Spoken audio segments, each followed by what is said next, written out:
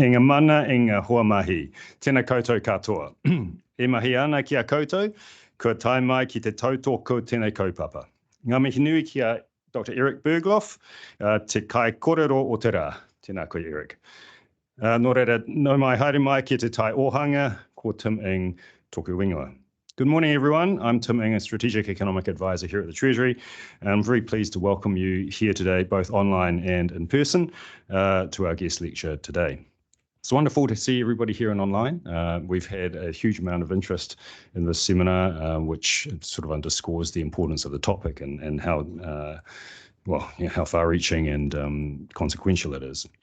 So I will introduce Erik in a second, who is from the Asian Infrastructure Investment Bank. But for now, let me first do a quick briefing on health and safety for all those in the room. Bathrooms can be found to the left-hand side of the kitchenette. Please walk straight ahead after exiting the rooms. In the event of a fire alarm, please follow Treasury staff to the nearest exit and go down the stairwell to evacuate the building. Please don't use the lifts. In the event of an earthquake, please drop, cover and hold and stay in the building until instructed by a warden as to what to do next. So back to our lecture. Once again, I'm delighted to welcome Dr. Erik Berglöf. He's the Chief Economist of the Asian Infrastructure Investment Bank, the AIIB. Welcome, Erik. It's great to have you in Wellington. Thank you for taking the time to share your expertise with us. Erik sets the vision and strategy for the Economics Department of the AIIB, and he leads the planning, implementation and supervision of its work plan in support of the bank's mandate. He is the bank's inaugural Chief Economist. Prior to joining the AIIB in September 2020, Erik was the Director of the Institute of Global Affairs in the London School of Economics and Chief Economist of the European Bank for Reconstruction and Development from 2006 to 2015, where he was part of creating and he co-led the Vienna Initiative, a European crisis response team credited with mitigating the impact of the 2008 global financial crisis. Erik is an expert in transition economics and institutional transformation through private sector development. Today, he's going to share findings from the AIIB's 2023 Asian Infrastructure Finance Report, Nature as Infrastructure. The report provides analysis on how nature affects development and how development, including in infrastructure, can be done more sustainably to safeguard nature. This is obviously a very topical issue, both for New Zealand and for the rest of the world. Just over a year ago, here in New Zealand, we had a demonstration of the importance of the natural world and natural phenomena, of course, through the effects of extreme weather in the form of the North Island weather event. And anybody who drove through the North Island after that event knows how devastating it can be. Climate change and degradation of nature and biodiversity pose perhaps the most important development challenge of the 21st century. Treasury itself has written about these issues in some length in our first wellbeing report, which I commend to you, which highlighted that New Zealand has high natural capital, but also that aspects of our natural environment are deteriorating. And of course, we know that there are pretty significant infrastructure needs as well in New Zealand for us to contend with over the coming decades. A greater focus on natural capital offers opportunities to do things differently, including infrastructure. These nature-based solutions are an increasing focus for policymakers, both here in New Zealand and elsewhere. In a moment, I will invite Erik to take the floor. After his presentation, we'll have some time for questions, both from the floor and both in the room and from our online audience. Erik is keen to make his presentation as collaborative as possible. So if you have any questions or comments that you want to share, please do so. If you're in the room, please raise your hand. And if you're online, please use the Q&A function in Teams. Not the chat function, please, the Q&A function, which will broadcast to everyone. And that's what we're going to monitor to see what the nature of questions is. We do have a lot of people both in the room and online, so I'm going to do my best to try and cover all the questions and topics in some form. But if I don't get to your question in precisely the way you've expressed it, please forgive me. We'll do our best. It's always a bit of a challenge trying to manage both hybrid, both online and in person. If you have any technical issues like connectivity, sound problems, etc., please use the chat function rather than the Q&A. Let's use the Q&A function just for substantive questions. Thank you.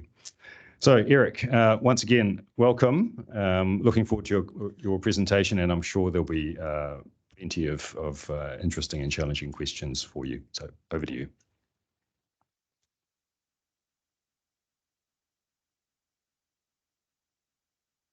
So thank you very much for that very generous introduction, and also thank you for coming here and for being online. It's my first time in New Zealand, actually, and of course in Wellington as well. I landed in the middle of the night, so I didn't have a chance to fully appreciate the beautiful nature yet, but I will stay over the weekend, so I look forward to sharing some of that. I had an opportunity yesterday with some of you to visit the Waitingi Park, and so that was just a little, I guess, taster of what you had to offer in terms of interesting issues around nature. So I had some really interesting discussions both here in Treasury and at the dock yesterday, and so I'm getting a kind of crash course in the issues that you are facing, but also a lot of interesting feedback. So I look forward to that today as well. And so this topic is nature as infrastructure. So I'm going to try to convey a way of looking at the nature that is captured by this term, nature as infrastructure. And I think probably the best way is to think of these big river systems like the Nile or the Indus River or the Brahmaputra, and that has sustained civilizations for millennia. And they offer a lot of infrastructure services, obviously transportation, water, energy to some extent, but they were also just essential to sustaining life on Earth, and that is kind of the basic idea behind nature as infrastructure. That we should think of nature as infrastructure, something that we need to invest in.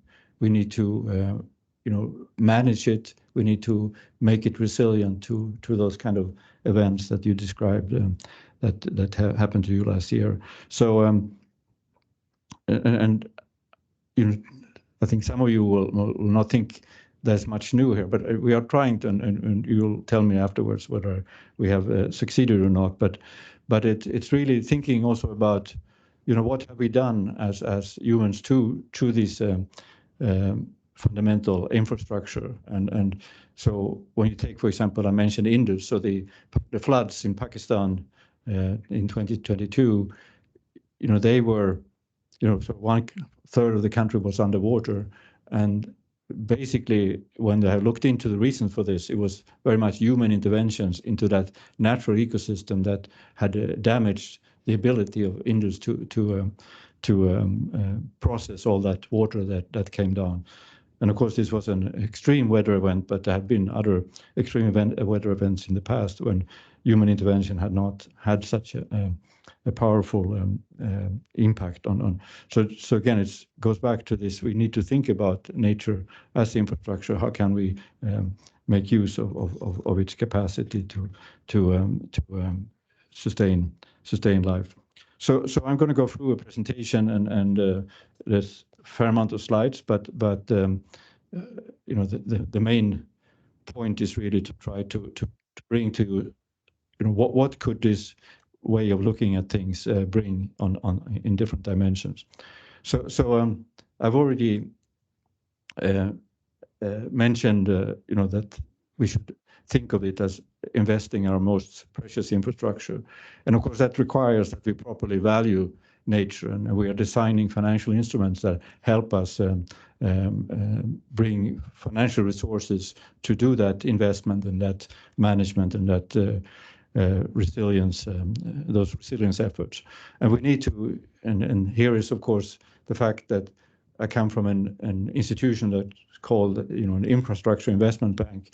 If we could integrate this into our approach, that is could really be transformational for us. And of course it is very much about thinking of how can we integrate this into the development strategies of these institutions, but of course also of countries and in general in investment decision also of private companies. And so that's the overriding thing. But and then we have this discussion, and I'm sure we'll come back to that. You mentioned nature-based solutions. So nature-based solutions for us is a part of this, but it's not the whole thing. But when we think about infrastructure solutions, we should commit to look at nature first and really find ways of using nature. And I think here is where infrastructure, nature-based solutions very much come in, and also using nature-based solutions to enhance grey infrastructure development. And this is also what I'm going to say now is quite important for development banks, because we have had this approach very much in the past of do no harm, and what we are saying, this is not enough. We need to think obviously about net gain, so make sure that we don't, when we make this intervention, we leave it better than we took it over. But we're suggesting that in nature-based infrastructure, there's a higher level of ambition where we should really look at the full potential of nature. And in many ways, we don't know that full potential. We have these tools of ecosystem services. The idea of capturing CO2 or providing flood protection and so on.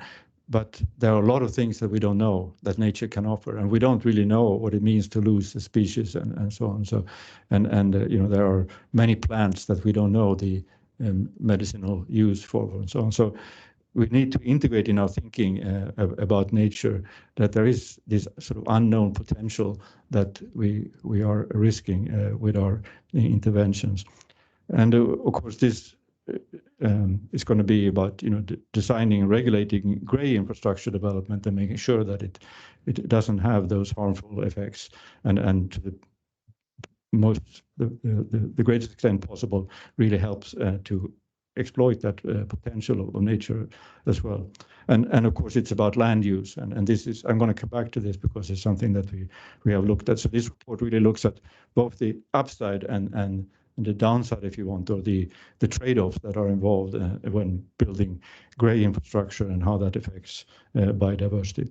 And so here are just some very quick kind of first insights or first messages. I mean, one is that obviously we need to have proper pricing of the use of nature. It's not going to be enough to have prices, but it has to be part of the story. And we need to make sure that we tax harm of nature.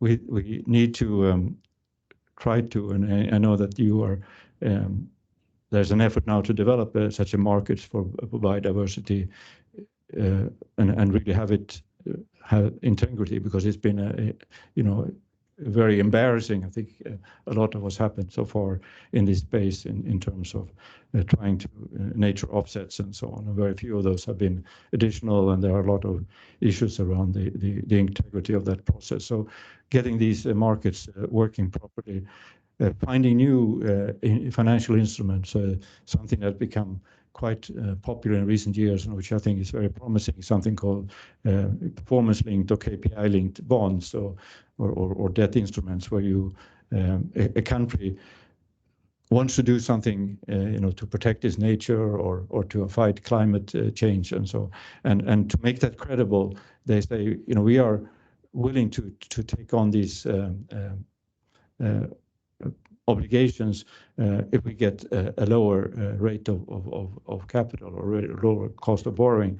And many countries have done this related to climate, and some are now doing it related to nature as well. It's sort of a way for a country to make credible that it will actually do something, and it could send signal to borrowers or to lenders that they will actually do this.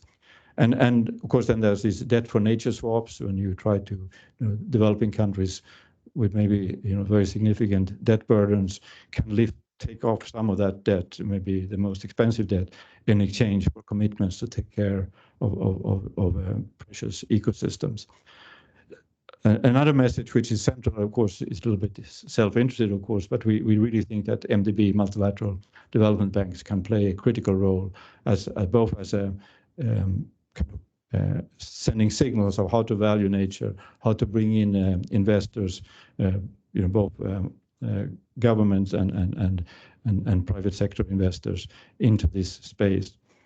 And the final point that I wanted to make at the outset is that, as we have been working on this report, I've become acutely aware of the need to stay very close to science, and I've actually now also, as part of this, hired my first scientist in the team, and we also establishing a scientific advisory board that for all our work on climate, nature, and some extent health as well, to really stay very close to science. But maybe the single most important insight for me has been, and it relates very much to the kind of initial words that were said in the Maori language, and we need to work with local communities. They have been the stewards of these ecosystems, and they have often very deep insights on how to sustain life in these systems, and they we need to find ways of making sure that they also have incentives to continue managing and taking care of these ecosystems. I'll give you some examples of that. So these are the kind of high-level conclusions and sort of messages from this. So I've already been using this term, gray infrastructure, green infrastructure, natural infrastructure. I think most of you are familiar with this, but so what I mean is, gray infrastructure, very familiar, cement and steel, the kind of things that my own institution have been doing in the past. And the green infrastructure is when you try to combine sort of elements of gray infrastructure and nature-based solutions. And then what we call natural infrastructure is looks at these like mangroves, reforestations, coastal habitat. It's really looking at nature itself as infrastructure. Again, this terminology is I think quite broadly shared, but I tried initially to take it a little bit further than this, and we can come back to that later. So I don't think anyone here needs to be reminded of this, what we are facing in terms of nature and biodiversity. We have had the most dramatic decline in species since the dinosaurs.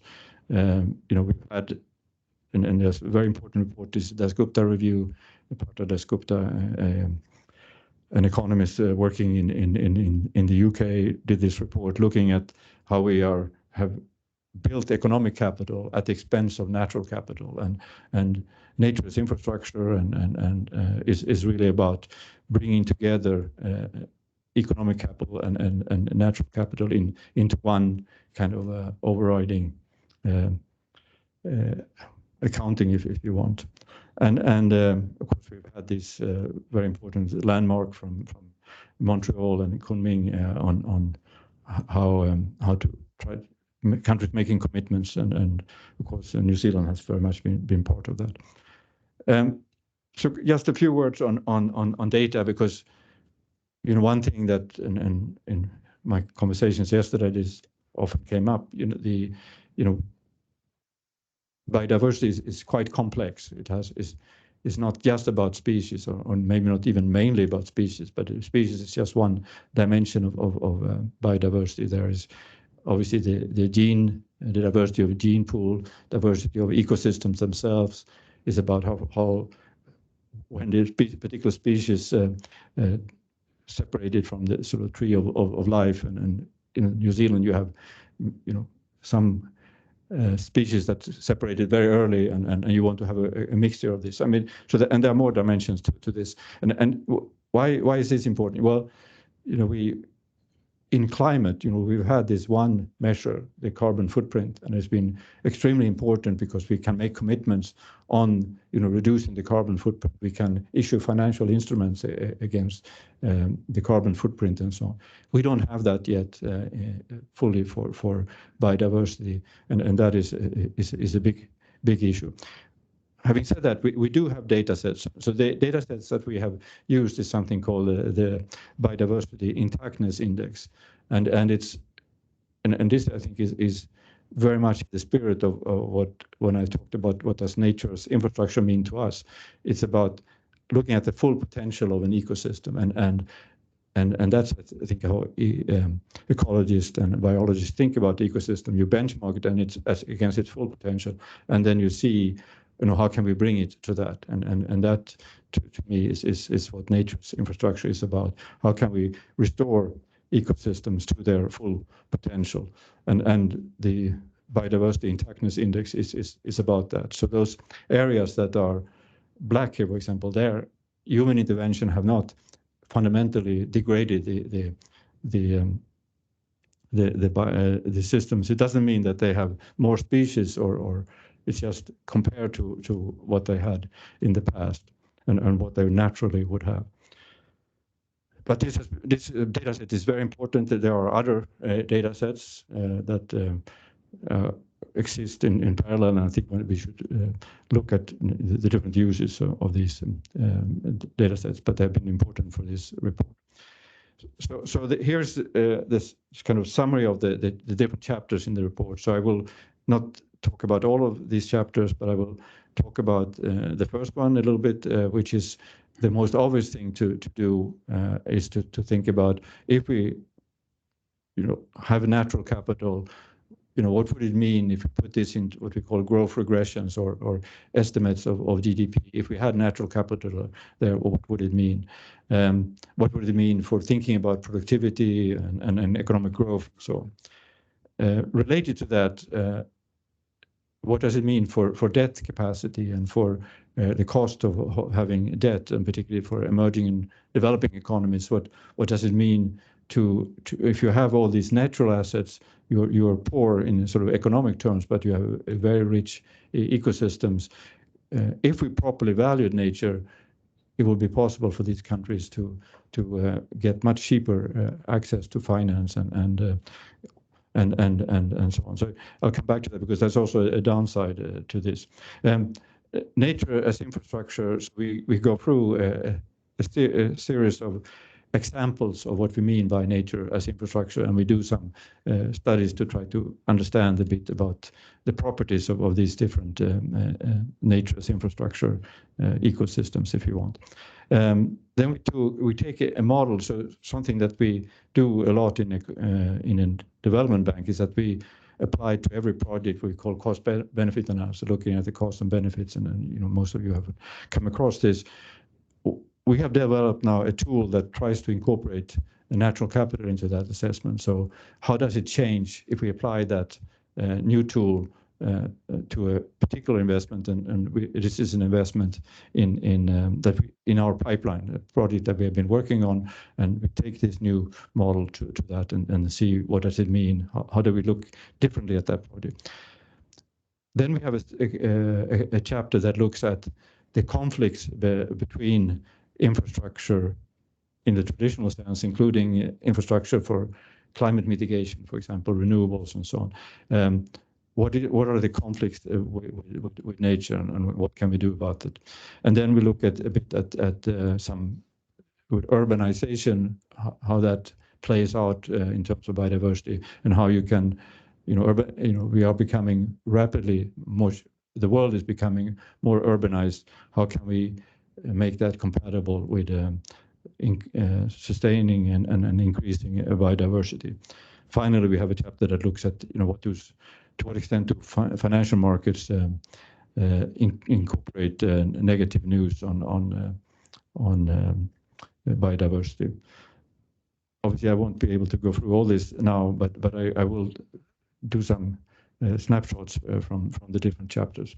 So the first one is really to say, what do we learn by including, along with fixed capital, human capital, and labor, also natural capital. And the first thing to say is, of course, these measures, and I should have said this out from the outset, so we are using here a data set, a really fantastic data set that the World Bank has been building for 20 years and so on. And we have worked very closely with that team. But they had actually never done this, which is for an economist almost the most immediate thing you would think about when you have natural capital, that you would put it into growth regressions and try to understand how it affects growth and how it affects productivity and so on.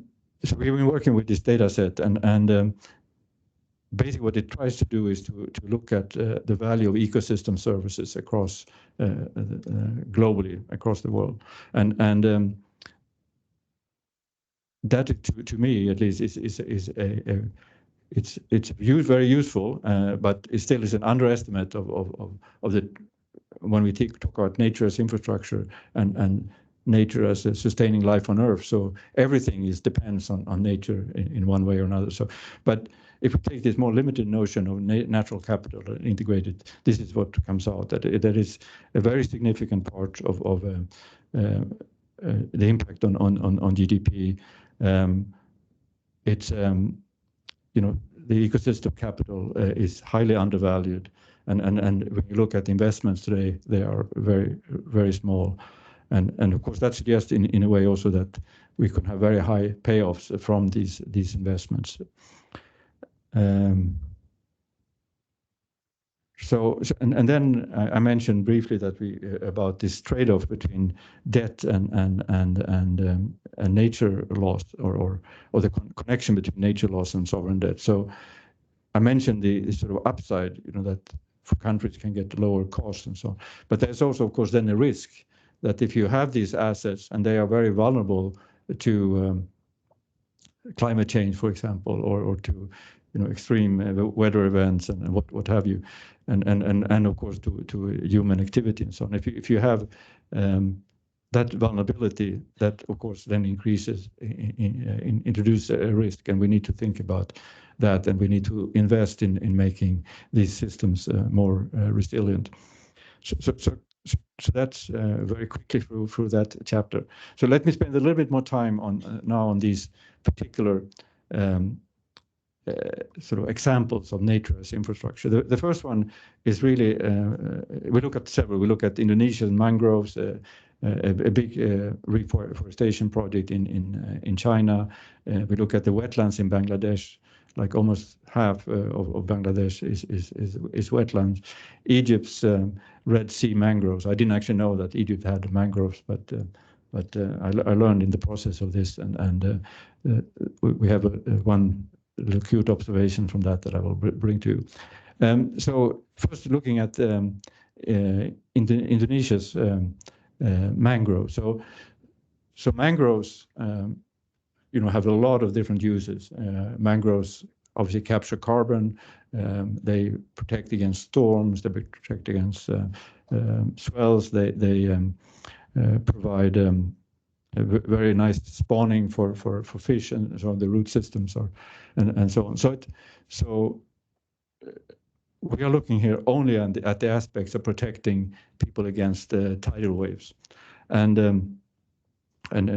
tidal flood damage is a serious issue in Indonesia, and what we can show is that these mangroves, they protect poor people much more than rich people. As you can imagine, rich people have other ways of protecting themselves. But what is sort of ironic or you know, very unfortunate is that, of course, poor people are more likely, they live in areas where mangroves are deteriorating more quickly to a large extent because they use mangrove to, you know, for firewood or for building materials and so on. So not only are they, you know, that mangrove is more important for them, but they are unfortunately more affected by mangrove deterioration, and on top of that, and we can show that, you know, in regencies in Indonesia where governance is weaker and enforcement of these rules when it comes to maintaining mangroves are the weakest, that's where the poor people are more likely to live. So, you know, I think it sort of illustrates a bit of the distributional impact of nature as infrastructure. The next project I wanted you to think about is the something called the Sunbay project. It's a project that a very ambitious project that was launched in 1978, and the intention was to prevent two deserts from merging and using trees. And in so many ways, it was very poorly conceived from the beginning. It was a massive political manifestation, and people were sent out to plant trees and so on. But they planted only one type of tree, and it was the wrong type of tree. A tree that was very water dependent and so on. So this was, bound to be a failure. But actually, over time, and we can show with some data that this actually had become a quite important and very successful. Actually, the reason why we looked at it was that, I happened to see this kind of time series of images from satellite data of the north of China, and it was just striking how much greener it had become. And of course, it's not just the Sunbay project, but it's Sunbay project has, I think, been an important part of that. And so why has it become from so poorly conceived from the beginning? Well, what's happened is, and I alluded to that in the introduction, is that local populations who have, obviously very strong incentives of trying to make this work. They learned a lot while, as they saw that these trees were not correctly, and it was not the right thing to plant them along straight lines, and maybe trees were not the best thing. Actually, maybe some grass or bush could be more effective, and all that learning was interacted then with scientists. And I had a team from my office to go out and together with scientists and talking to local population and trying to understand, how had this evolved, and the outcome is quite interesting. We look at counties that were affected by what we call this treatment of planting trees, and those that were not, and we also look at the impact on sandstorms.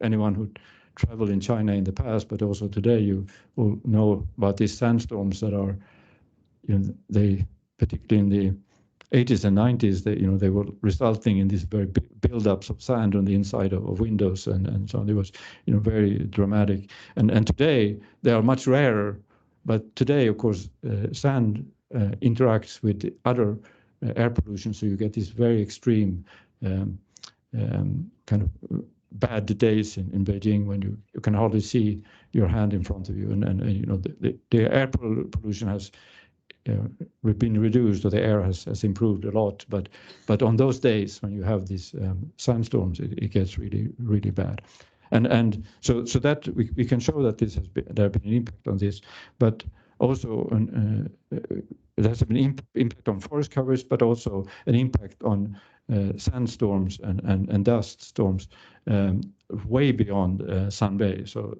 a lot of places in central China have benefited from this project. And what they have done over time is to, again, have a much more varied approach to what they planted. They have also used this special grass and they plant it in a particular way that seemed to bind the sand the best. And what's also important is that some of the things that have planted have other uses, so they are bring berries or material for handicraft and so on. So they give stronger incentives to the local population to work on it. And then on that theme of incentives for populations to maintain ecosystems, one thing that we observed in the Egyptian example, which was mangrove basically planted to prevent coastal erosion, but also to, for touristic purposes. One thing that had become very important was the honey from mangrove is apparently very valuable, and for the local population, it became a very important aspect. And of course, there you have this sort of ecosystem service of pollination, which is so critical. So there is a kind of very positive interaction between this interest in the honey and making sure that bees are fine and so on. So that was what I want to say about nature as infrastructure project. I probably won't go into the details of this next item, which is this model that I mentioned. It's an enhanced cost-benefit analysis that we took to a project in our pipeline. Just give you the sort of highlights. Is that this is a wetland that was supposed to be used for or the purpose of the project when it came to us was to prevent against flooding or mitigate flooding, and there was a wetland that had been a lot of deterioration. You can see here from the picture, or actually you can't. Here you can see that there's almost no wetland left, but it has been, particularly urbanization and some cropland has affected or wetland. I mean, it's mostly urbanization basically that has taken over from wetlands, and so we took this enhanced model and then we collected data. Actually, we could use the existing data that you collected anyhow, and we could use it to assess the values of different ecosystem services. And what came out of this exercise was that, yes, this project had very strong natural capital values, but it was, in so many respects, it was about air purification, binding CO2. It was about water purification. It was about spillovers to agriculture, local pollination. It was about recreational values and so on. Well, once you look at that whole picture, actually, the conclusion would be to expand the project and have a more ambitious project for restoring this wetland. So, we are now taking this model to other projects in our pipeline to see how we can help redesign them to increase that. I'm going to say a few words now, and then I'll conclude. But there is a so I'm more focused very much on the upside of nature and the need to think about how we can invest in nature and protect nature. Of course, human activity and particularly infrastructure has an impact on biodiversity. So there's these potential conflicts between you want to achieve connectivity, you want to achieve produce energy and so on, and you want to have changes in the energy system that makes the climate impact or reduces the climate impact. So what we did, we took that biodiversity or biodiversity intactness index, we matched that to a project, to a data set on all infrastructure projects in the world, and we looked at what was the impact and how did it differ across sectors and across countries, and so here's just don't look at the details here, just that the idea is that different types of infrastructure have different extent of impact on biodiversity. So these projects, these whatever number I forgot now, 38,500 infrastructure projects. They were geotagged, and we knew how much what impact was on land use and so on. So we can use that to look across sectors. And the only thing I wanted to bring across here is that even for things that we care very much about, renewables, we have to think about the conflict with biodiversity. So, when we, and particularly wind, but also solar, where we put these, and so the land use is going to be absolutely critical to try to find places either that are, severely degraded or have very low biodiversity for some reason or another. We need to think about how we can use these better. So again, it's not to say that we shouldn't do renewables, but we should think about how we do it. And we look also at some infrastructure projects and again, there's a trade-off between the connectivity that is, very important road system in India, of course, helped economic growth, and there's some debate how much, but I think it's clear that it helped economic growth. But it also had a very significant impact on biodiversity, and we need to think about that when we do this. We design this intervention. Here's another project where we are involved. It's in Sumatra, and it's a highway that goes across the whole country. There's a road already, but it's enhancing this and making it a much more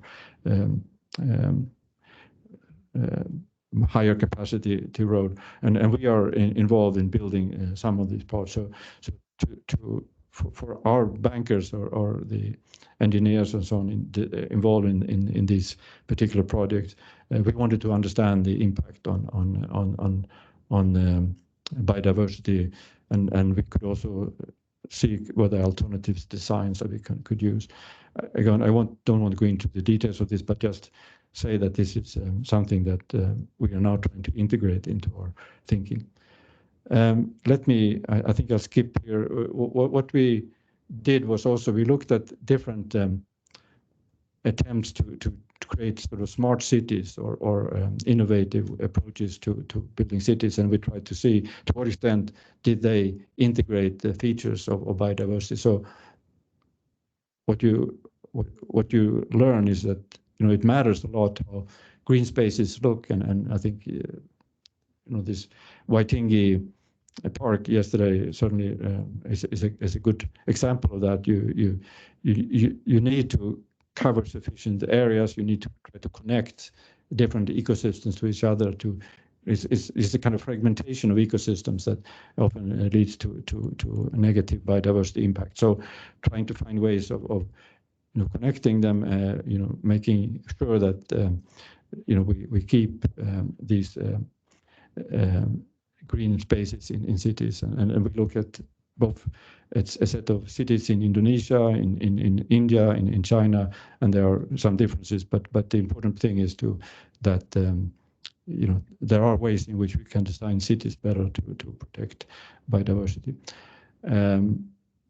Maybe the very last point is, do markets act as a constraint? So I think we should not think that markets today in any major way steer what we can't use very much to steer what we do in nature, but it is actually already the case when you get negative information or negative biodiversity news, some scandal or so, it does actually have a significant impact on prices, and it's sustained over time. So here's just over 2 years, you can see that firms that had more that had some negative news, they were less valued even 2 years after the incident. So it's at least some encouragement. So just to conclude, very much trying to think about how what does nature's infrastructure mean for a development bank, an investment bank, infrastructure investment bank like ours, and how can we find ways of properly valuing nature?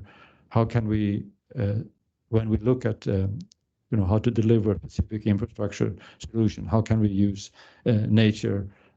How can we make sure that we have a net gain in all our investments? So what we have committed to doing,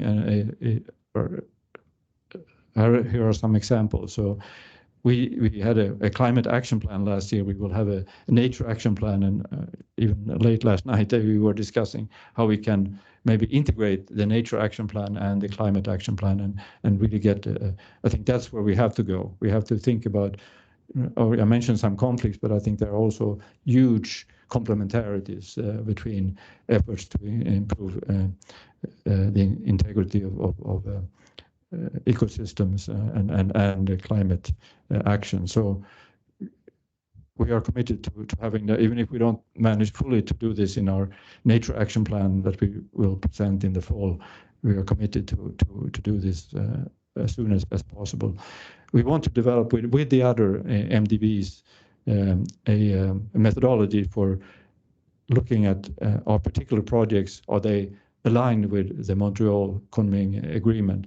We have such a methodology for the Paris Agreement. So every single project is assessed against, is this consistent with the Paris Agreement? And if it's not, we are not going to take it. And that's a methodology that I think all the MDBs have signed up to. This cost-benefit analysis that I mentioned, that enhanced, we are now taking that to 2 other projects in our pipeline. We are working with other MDBs and in a joint task force to think of a new nature-linked instruments. We have just been granted, or we anticipate that we will be granted in June the right to do policy-based lending. So we are a project-based bank, so thinking, investing in individual projects and together with partners. We are now also will be allowed, I think, to do policy-based lending connected to climate, and that means that we can, look at the context of our projects, work with governments, help them put things in place. We want to very much integrate nature into that. So working with governments. I'm very troubled actually by how few projects we are being offered in this space in terms of, these are very complex projects. Not all governments think of this as a priority, and they also may not have capacity to develop them. So we very much want to find ways in which we can be part of shaping the environment and promote the generation of these projects. And as I said, we have hired our first scientist, and very excited about that. So thank you. I'll stop here and then very much hear your questions and comments and criticism and so on. Thank you.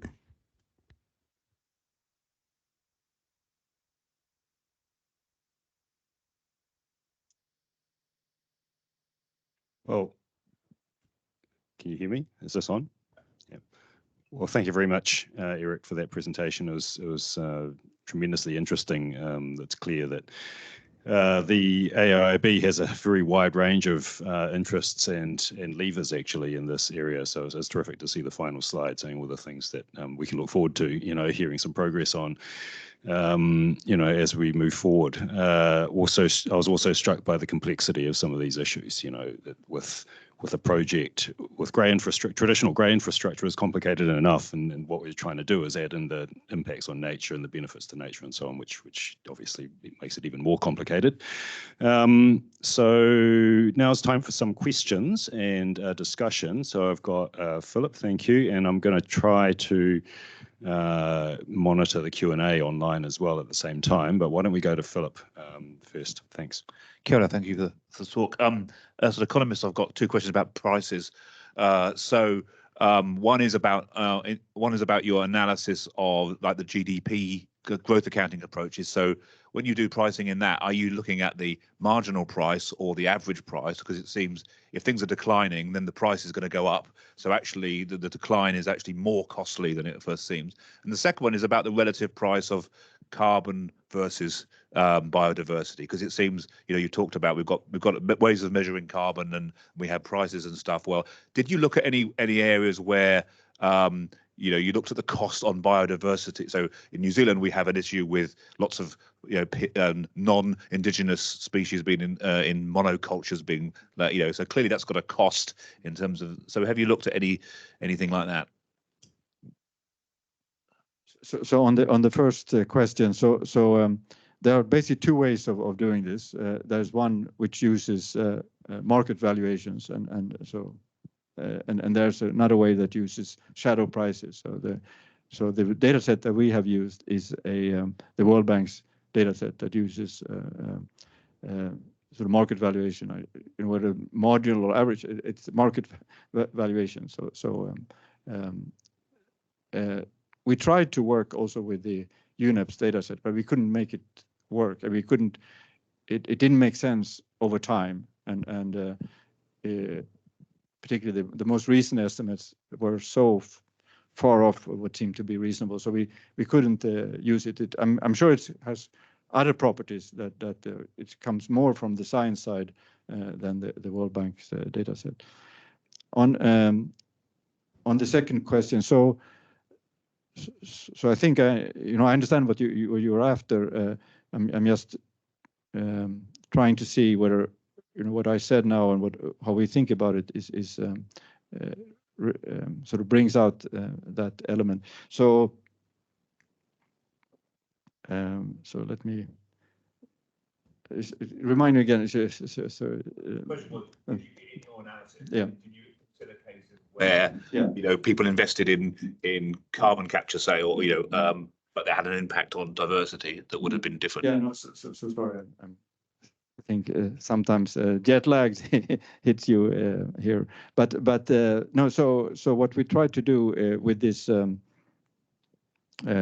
this example that I gave on the project in the Mongolia project was to try to so for each project we have to generate environmental data, so it's not independent of whether this is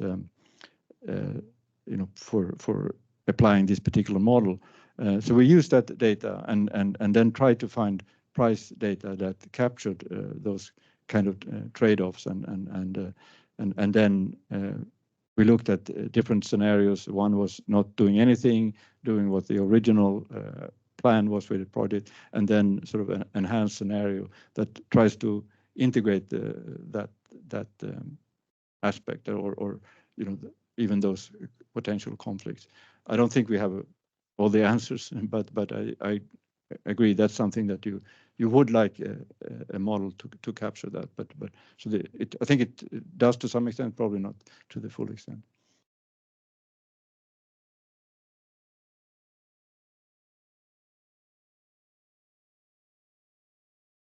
Hi. In terms of broadening the focus of the cost-benefit analysis, Tim already alluded to the fact that it's increasingly difficult to build any infrastructure, especially in sort of stable democratic societies, because we are sort of piling up more and more criteria and with it more and more veto points. So is this work only adding another layer, or do you see some kind of inflection point that when this broader nature-focused view is embedded, it actually could become easier to agree and build infrastructure? So again, yeah, it's a very good question.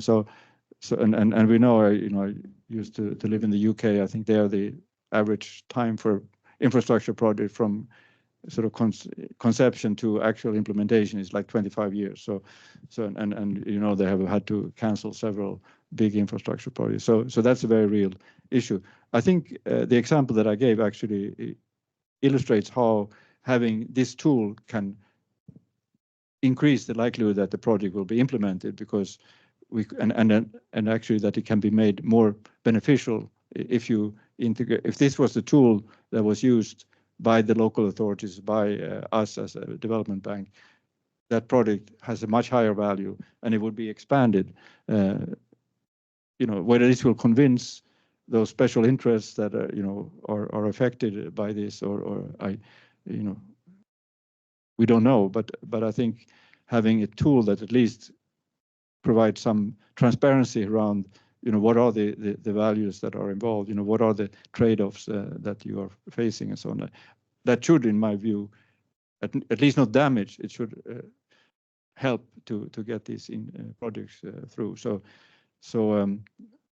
having said that, of course, as I also said in my final concluding remarks, was that we don't see very many projects, and I'm starting to look now very intensely at because we see these projects mostly in China now, and China, we don't want to invest too much in China. We do invest in China because we need to invest in countries with high credit worthiness to be able to invest in poor countries. But we would, and in China, because a lot of state capacity, quite a bit of emphasis on these issues. I mean, there are interesting projects for us, but in India, for example, it's been very difficult to find. India is our most important country operation, and we find very few projects there. And India is quite complex, so you have most of the things happen at the state level. So again, there, the difference across states and in terms of regulatory framework and so on is very significant. So and the capacity of institutions to prepare. So you need to go below the national level and go to individual states to find opportunities to these kind of projects. So it's it's not easy, but I think by providing them with tools, by convincing them to also, there's a lot of capital that wants to go into these kind of investments. It's just that you don't have this important metric that we are looking for. So finding different ways of moving towards that, and there are several processes going on now that I think will lead to better metrics, and I would say in 3 or 4 years that we will have something that is at least remotely resembling the carbon price. Yeah. Thanks very much. I'll just try and take a couple of online questions now. This one from Mike Bunce, who says, thanks for an excellent talk.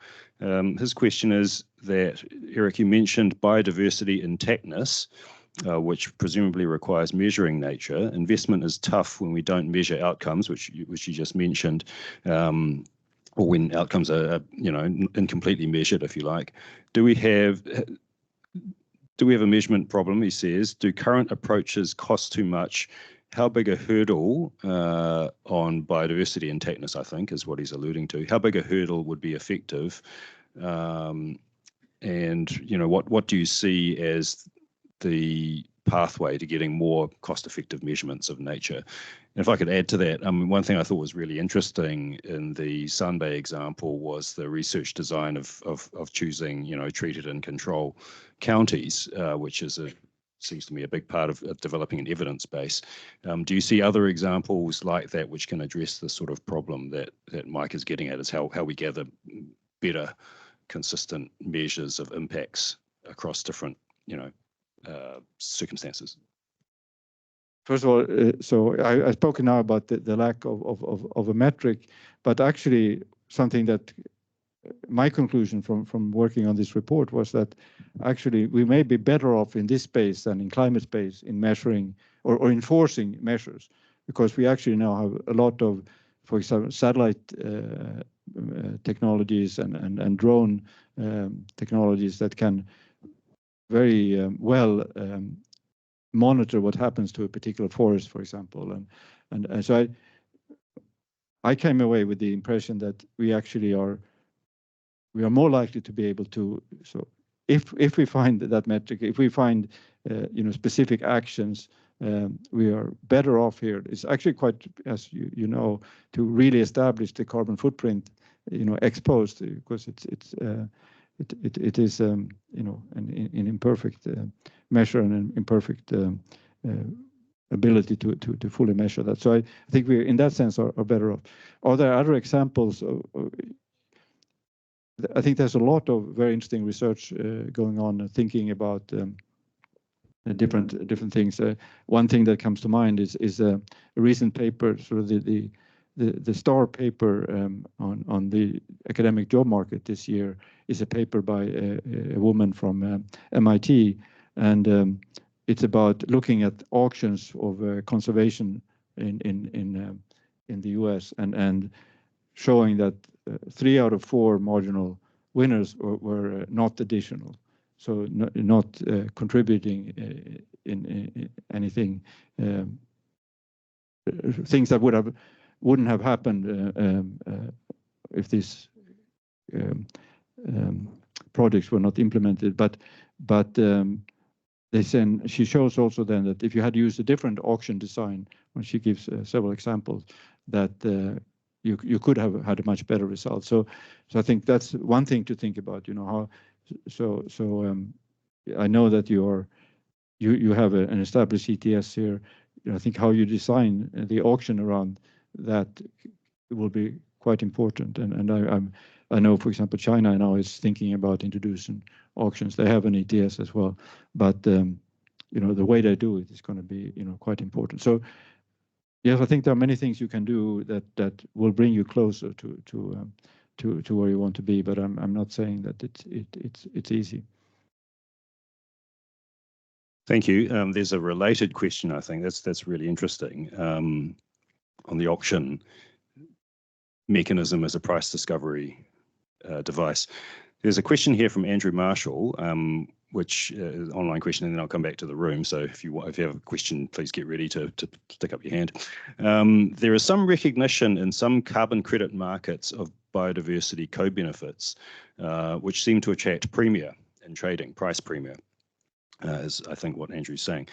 Have you looked at this as a way of getting at willingness to pay, proxies for willingness to pay for this issue of how we price the value that market participants place on biodiversity amenity? I'm not that familiar with it myself, but interested if the bank has thought about that as another source of information for price discovery.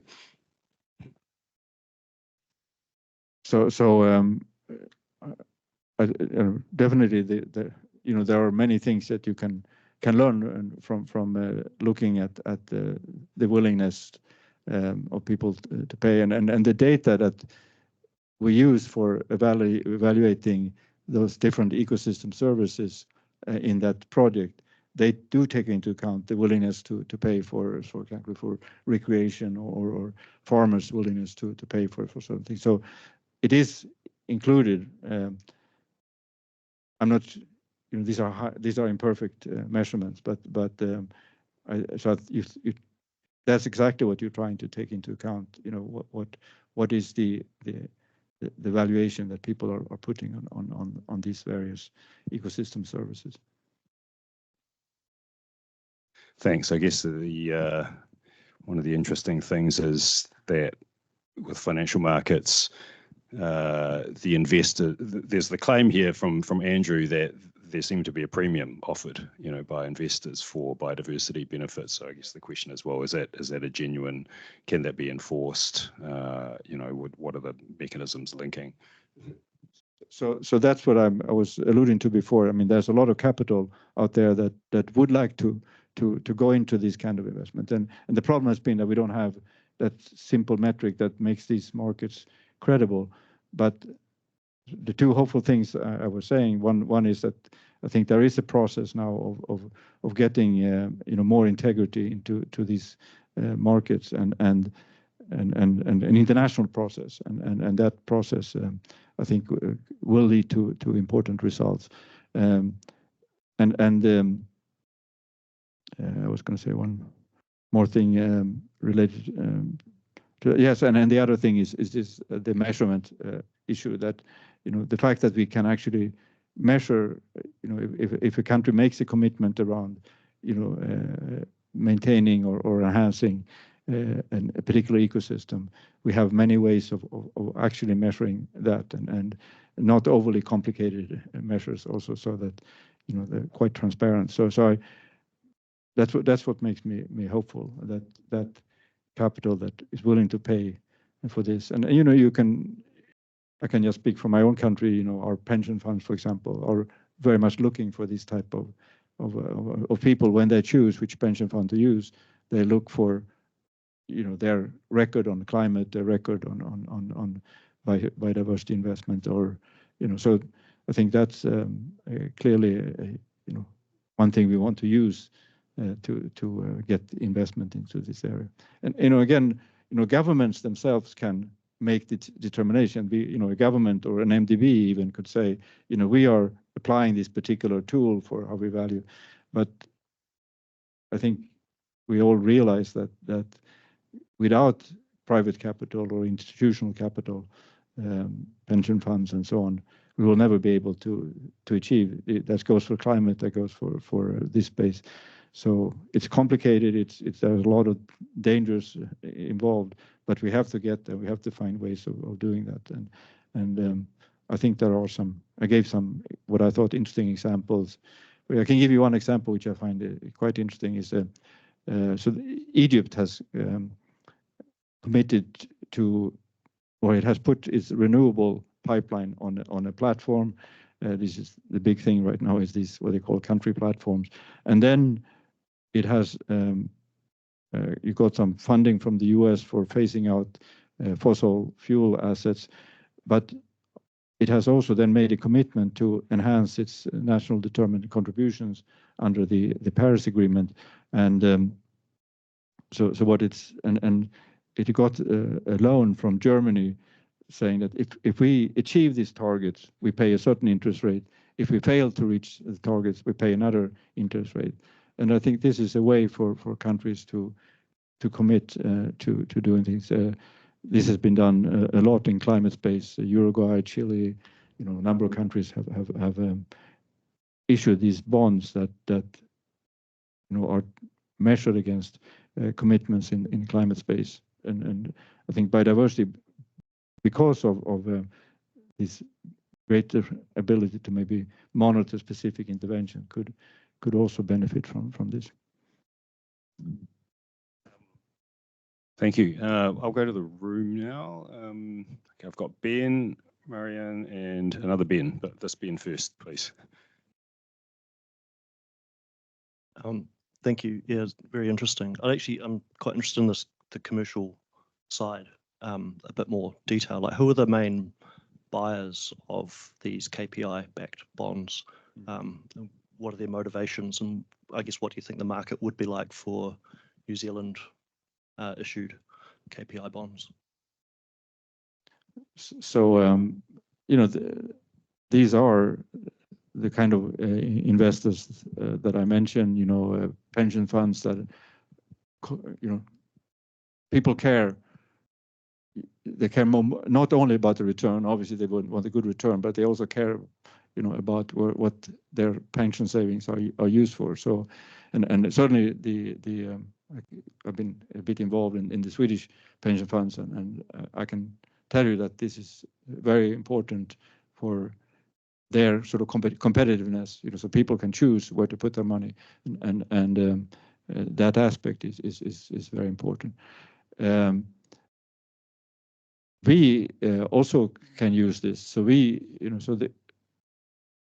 not everyone knows, but multilateral development banks, they have some capital, but the way they don't lend their capital, they raise money in the markets for doing investments, and they use the fact that they have very high credit ratings because they have big shareholders behind them, and they have also strong finances and capital, and they can use that fact that they can borrow cheaply and lend to countries. So for MDBs,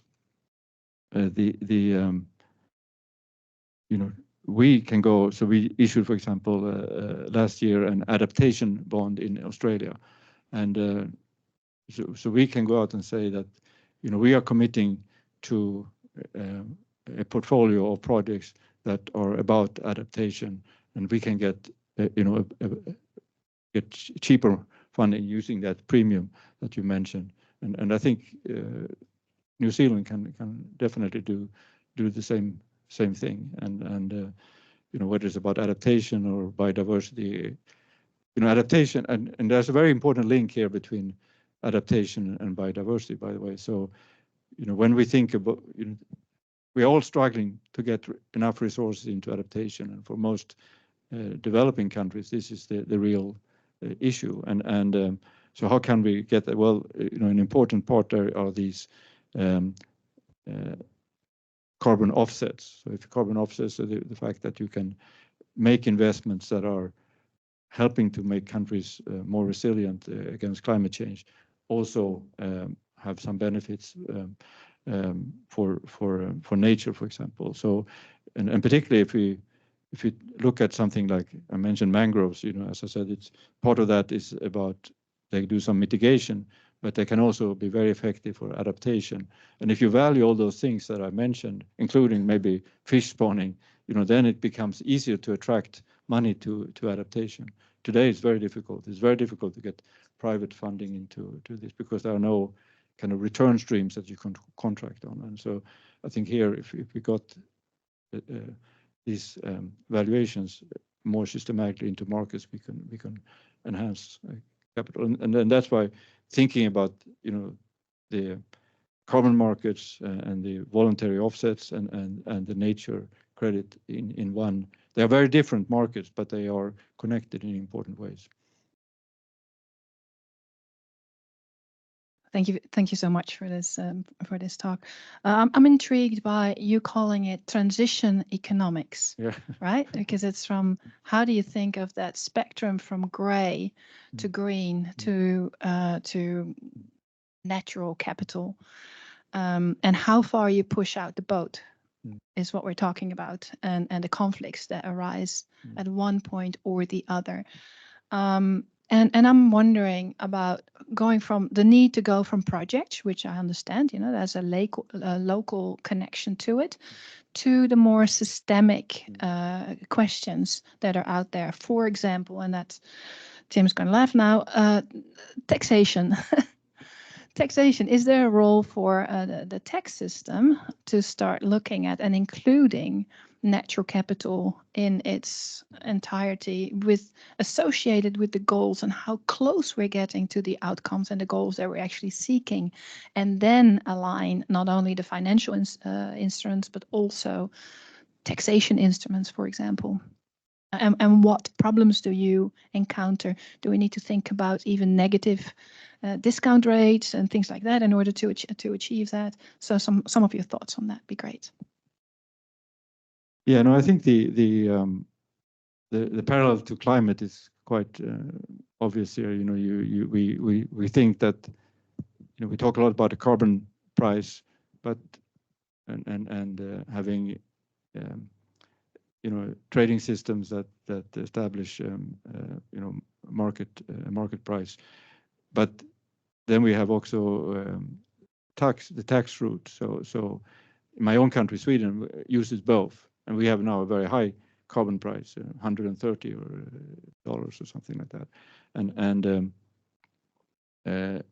I think you need to for nature you need to use the same things, and I mentioned there that you need to find ways of taxing harm to nature, and you need to supplement, and I think we shouldn't think that markets can solve this on its own, and as with carbon price, carbon price is just part of the solution. The carbon price is important because it sends signals to people about the value of climate mitigation, and it sends both to producers, to consumers, but also very importantly to innovation. So if carbon price is high, that stimulates innovation in climate mitigation. So I think we should think exactly the same way when it comes to nature.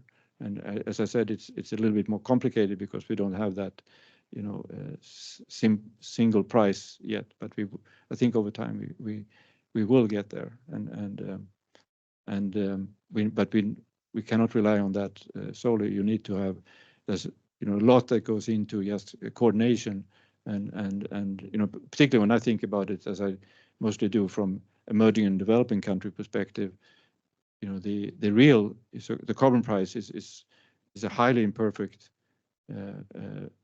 because a lot of distributional issues and so on you need to find ways of compensating people, for example, for increased price of energy use and so on, or electricity.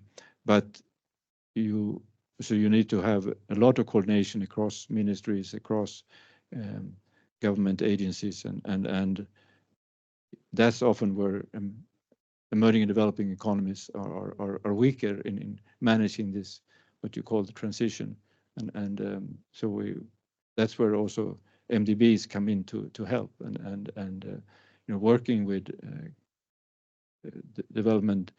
national development agencies, civil society, what have you, to help countries go through that very difficult process of coordinating across many ministries and getting access to technologies that are most of these technologies are still in climate space. They are basically in advanced economies, and we need to find ways of transferring these that do not also lead to huge buildups in debt in these countries and so on. So I think all those insights, apply to nature as well. Just that for many of these countries, this is also a very interesting opportunity to build, into their, So I'm working a lot in Brazil at the moment, and partly because they are now the president of the G20, but also they have in their own efforts launched what they call a bioeconomy, which is very similar, I think, in spirit to nature's infrastructure. It's trying to look at all the things that nature brings, and they also include things like life sciences based industries and so on.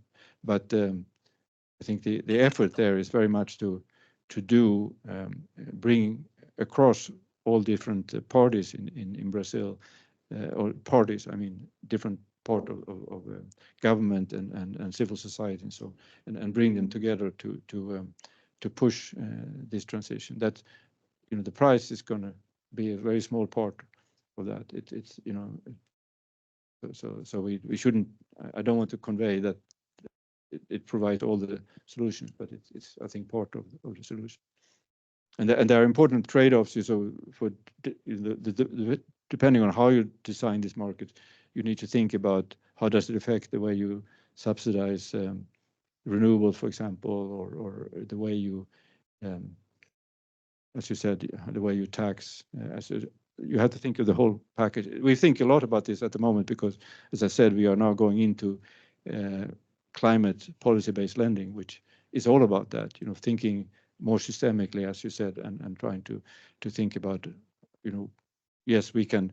Our little project helps in one dimension, but actually the way, the extent to which it helps is going to depend on the system as a whole. And so it's a much more interesting, in a way to think about development than just project by project.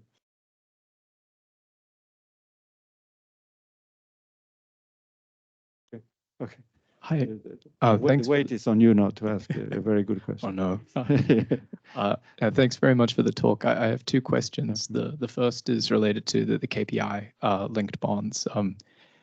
So one of the challenges facing like issues of the bonds is there's just a plethora of different metrics that you could use, and there's no like obvious international consensus on because so often the projects are different from country to country.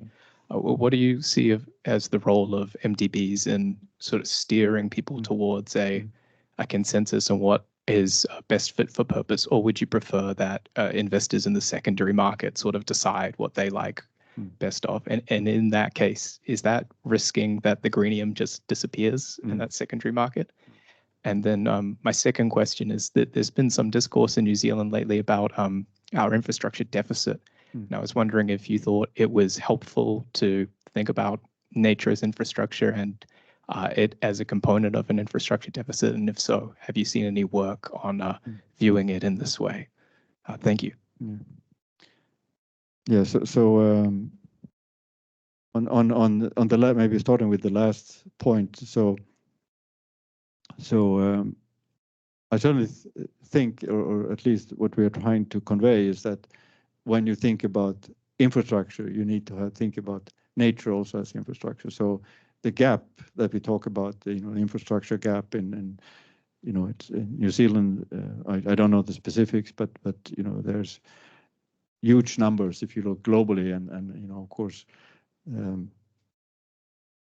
we talk about the gap, particularly in emerging developing economies, and that has probably increased because of COVID, because of the things that happened after the Ukraine war and so on. So things, this gap has probably increased over time, and I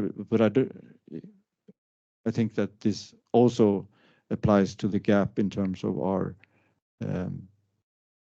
capacity to address nature as infrastructure. So I don't think there's, at least when I spontaneously, I think it's just it's part of a widened concept of what is infrastructure, and we need to, when we talk about the gap and how to get the right kind of infrastructure in place.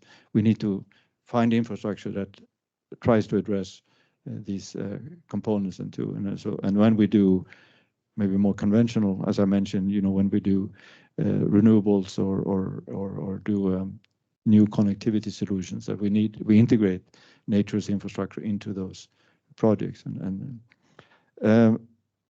on the first question, so I understood that you were worried that these what is the role of MDBs to bring standards to this. So I mentioned in passing this notion of country platforms, which is now the kind of almost become a cliche, but it's something that is very much pushed now in the G20 and so on. The idea that countries need to think in terms of platforms. I mentioned the Egyptian example, putting all the renewables on the platform, and along with the phasing out of fossil assets, and by doing that you create transparency.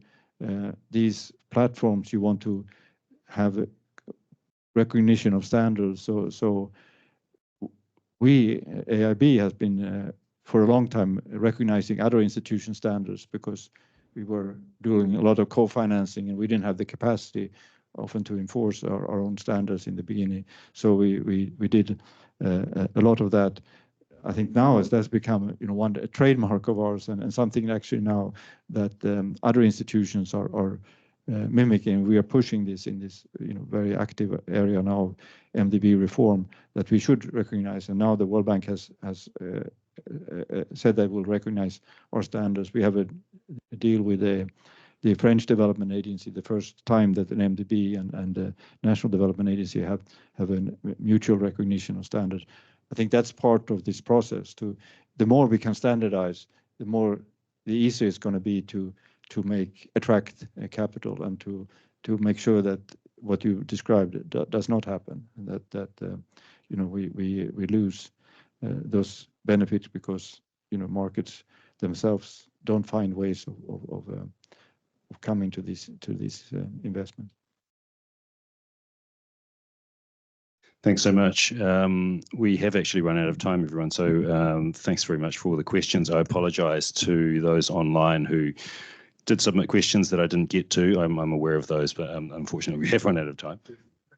Yeah. So Erik has just offered to receive the questions by email, so we will send them on, and would be great to have your thoughts on that. Thank you, Erik.